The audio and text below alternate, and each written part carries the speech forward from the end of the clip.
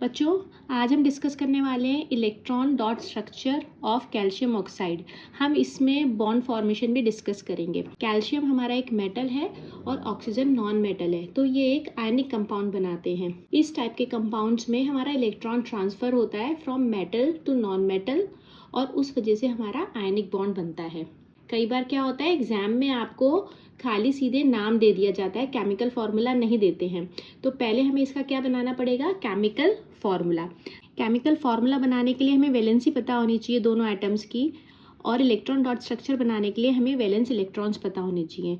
ये दोनों हम इजीली निकाल सकते हैं अगर हमारे को इलेक्ट्रॉनिक कन्फिग्रेशन पता है। तो यहाँ हमें फार्मूला बनाना है कैल्शियम ऑक्साइड का। कैल्शियम का सिंबल क्या है, Ca, और ऑक्साइड मतलब ऑक्सीजन की बात हो रही है। कैल्शियम की वैलेंसी 2 है, क्योंकि ये 2 इलेक्ट्रॉन्स डोनेट करके अपनी इलेक्ट्रॉनिक कन्फिग्रेशन को नियरेस्ट नोबल गैस जो कि आर्गन है उसके जैसे कर लेता है। ठीक है, और ऑक्सीजन जो है इसकी वैलेंसी कितनी है, 2। क्यों?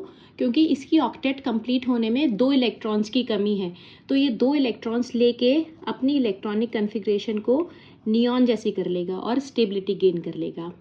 अब हम इन दोनों को क्रॉस करेंगे तो हमारा इसका फॉर्मूला क्या आएगा, ये दोनों कैंसिल होके फॉर्मूला हमारा आ जाएगा CaO। अब हमें बनाना है इसका इलेक्ट्रॉन डॉट स्ट्रक्चर। जब भी आपको इलेक्ट्रॉन डॉट स्ट्रक्चर ड्रॉ करना हो तो सबसे पहले आप दोनों एटम्स का लुईस डॉट स्ट्रक्चर ड्रॉ करोगे। फर्स्ट एलिमेंट क्या है, कैल्शियम। कैल्शियम की वैलेंस शेल में 2 इलेक्ट्रॉन्स हैं, तो ये जो 2 इलेक्ट्रॉन्स हैं इनको हम डॉट लगा के रिप्रेजेंट करेंगे। ओके, ये जो बनाया है हमने ये है Lewis dot structure of calcium atom. कई बार एग्जाम में एक सिंगल एटम का भी दे दिया जाता है, उसमें खाली आपको क्या करना है, उनके वैलेंस इलेक्ट्रॉन्स को शो करना है। दूसरा एलिमेंट क्या है, दूसरा हमारा एटम है ऑक्सीजन का। ऑक्सीजन की वैलेंस शेल में 6 इलेक्ट्रॉन्स हैं, तो हम यहाँ पे 6 इलेक्ट्रॉन्स ड्रॉ कर देंगे। अब ये हमारा क्या है, ये हमारा एक आयनिक कंपाउंड है, तो यहाँ पे क्या होगा, इलेक्ट्रॉन ट्रांसफ़र। तो कैल्शियम अपने दोनों इलेक्ट्रॉन ऑक्सीजन को ट्रांसफ़र कर देगा।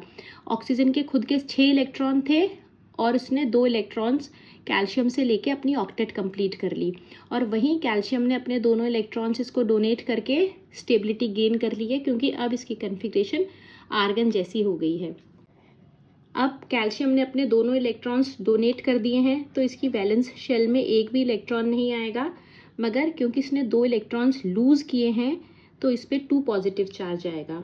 वहीं ऑक्सीजन के पास में अपने खुद के 6 इलेक्ट्रॉन्स थे और 2 इलेक्ट्रॉन्स इसने कैल्शियम से ले लिए हैं, तो इस वजह से ऑक्सीजन के ऊपर अब 2 नेगेटिव चार्ज आ जाएगा और ये हमारा क्या बन जाएगा, ऑक्साइड आयन। हम यहाँ देखते हैं कि कन्फिग्रेशन में क्या चेंज आया है।